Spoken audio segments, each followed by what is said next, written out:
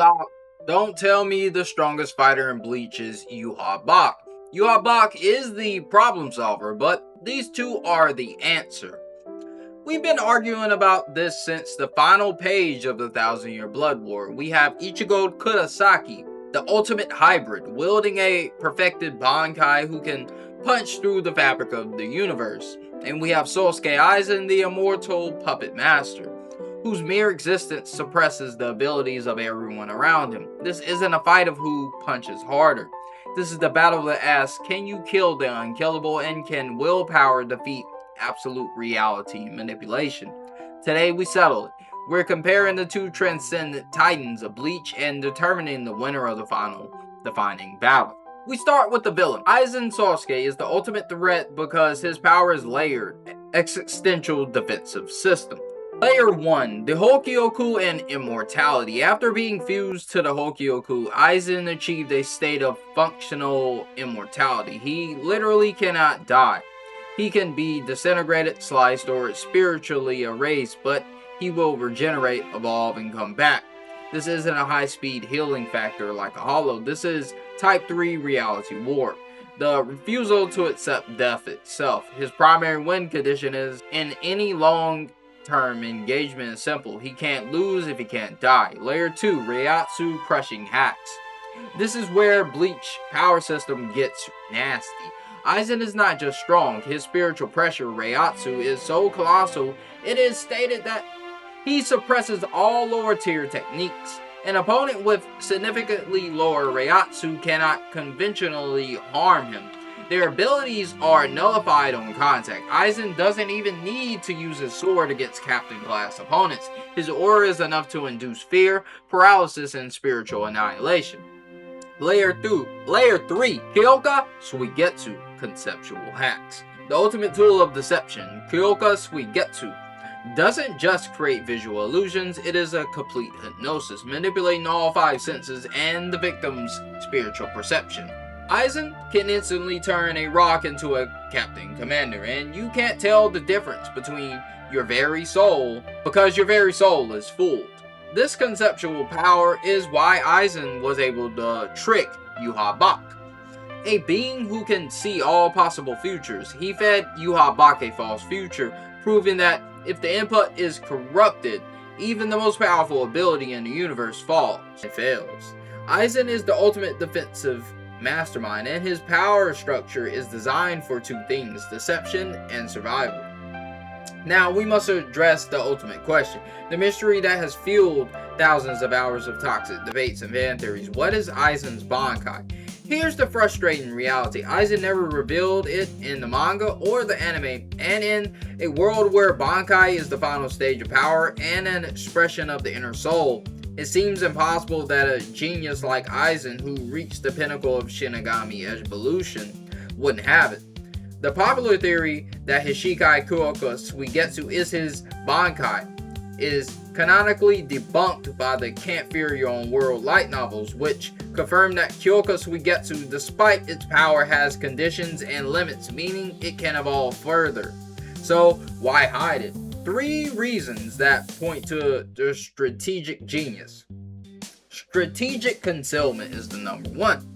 Why use a massive stamina draining ability when your Shikai is enough to fool everyone? Aizen rarely used his full power, preferring to conserve Reiatsu and Mystique. Narrative Mystique. Kubo kept it hidden to maintain Aizen's status as an endless, unknowable threat. The fan theory hacks. The most interesting theory suggests Aizen's Bankai forces people to confront illusions created by their own minds. It doesn't show you what Aizen wants you to see, it shows you what you most want to see at that moment. If this were true, it explains how he defeated Yuha Bach's Almighty. Yuha Bach wasn't fooled by Aizen's trick, he was fooled by the illusion of a perfect future that his own mind desperately wanted to believe in. Aizen's power is psychological jujutsu. In summary, Aizen is a perpetual mystery box, and his hidden potential means he is fundamentally prepared to beat any opponent who relies on predictable strategy. Now, let's look at the other side. Ichigo Kurosaki is the solution to every single one of Aizen's problems. Ichigo is not bound by a single power system. He is the ultimate integrated hybrid Shinigami, Hollow, Quincy, and Fullbringer.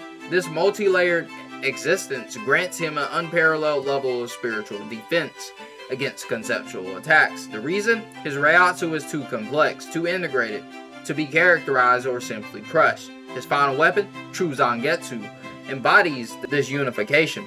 It's no longer a clumsy greatsword. It is a perfect representation of his inner self, with the two blades symbolizing his Hollow/Shinigami and Quincy/human aspects. And we also don't know, after the time skip, he was able to condense it into one sword, so we don't even know how far he expanded upon this and gained even more power. Ichigo's strength is pure, unadulterated attack potency. He is the highest kinetic output we've seen against the god tiers. His casual kinetic energy accidentally vaporized half a small mountain. That's a raw, quantifiable feat of destruction that rivals continental powers. In the final confrontation against Yhwach, Ichigo achieved his true Bankai.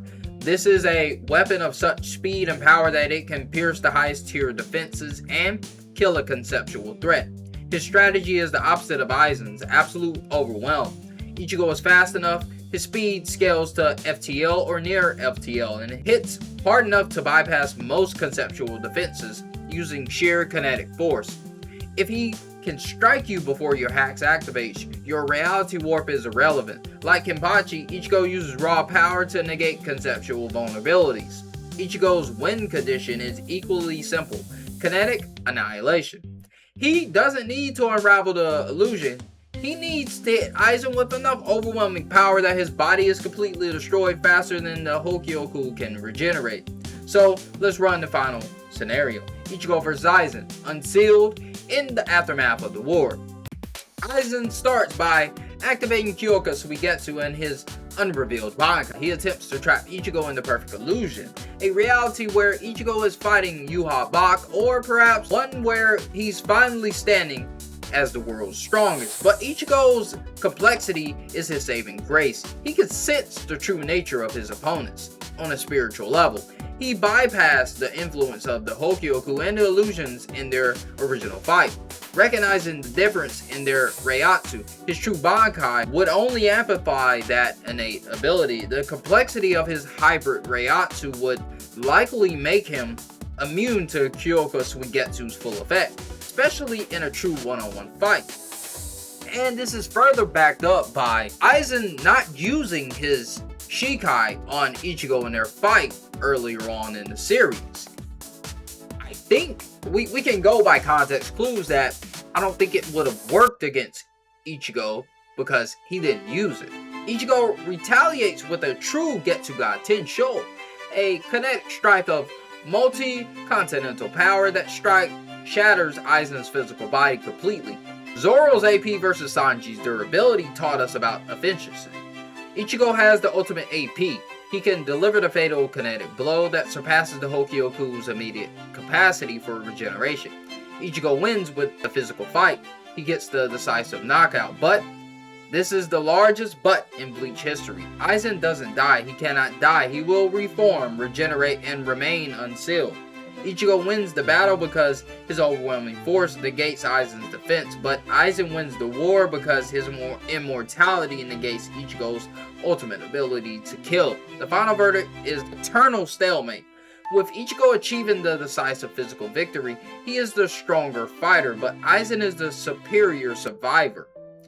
And we also don't know what other abilities Ichigo has because in the final fight, we don't know if he's able to negate things like regeneration and things like that. He's a large unknown at this moment because at the end of the manga, unless they expand upon it in anime, which is doubtful because they only have a certain amount of episodes, or they announce that they're going to do light novels or something and we learn a little bit more, we don't know.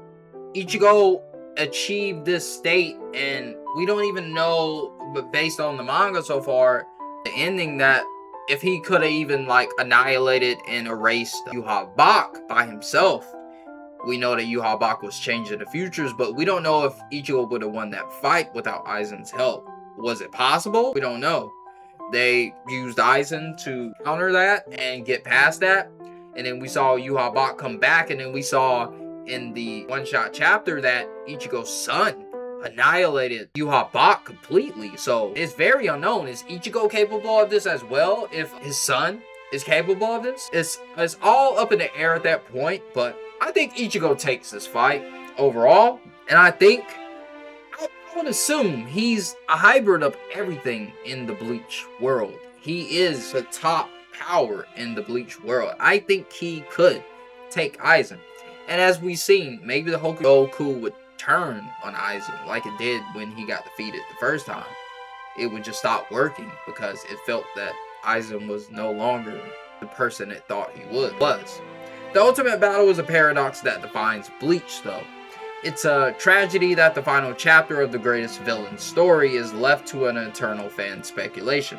So here's my final question. Do you believe Aizen's immortality hacks guarantees him victory, or does Ichigo's sheer kinetic AP end the conversation entirely? If you enjoyed this deep dive into spiritual physics of Bleach, then use your spiritual pressure to subscribe to the channel and smack that button like Aizen slapped his youth and stabbed her. And yeah, he did a lot of things to Momo. He terrorized her for no reason. If we hit 10,000 likes, I'll reveal my own theory on what Aizen's Bankai actually does. You don't want to miss that. See you out. Peace.